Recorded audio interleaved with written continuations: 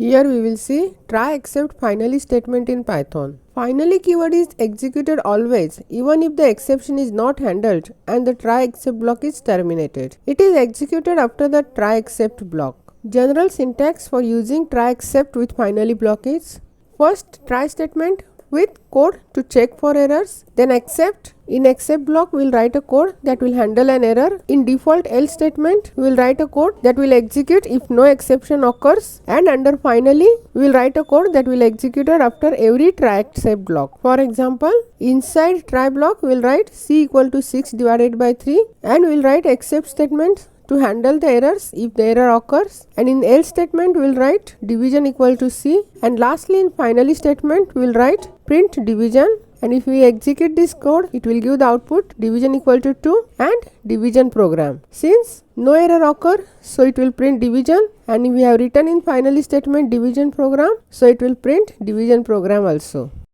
Now we will write a code to implement try except finally block. So first we will open the IDLE, then we will add new file, and in comment line we will write program description. First we will accept two numbers, so a equal to int input, enter first number, then b equal to int input, enter second number,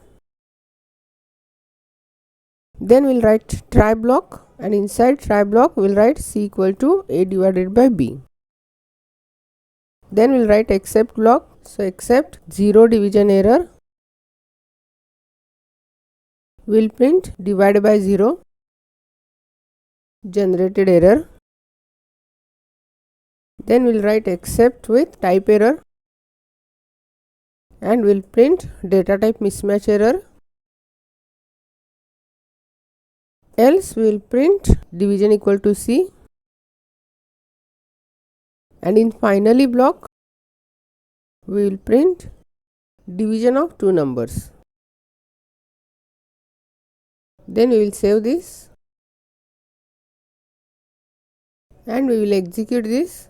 I will enter first number 6, second number 3. It will print division as 2.0 and the message from finally statement as division of two numbers. If we execute again, I will give first number 6, second number 0. It will print divide by 0 generated error, and again division of two numbers it will print.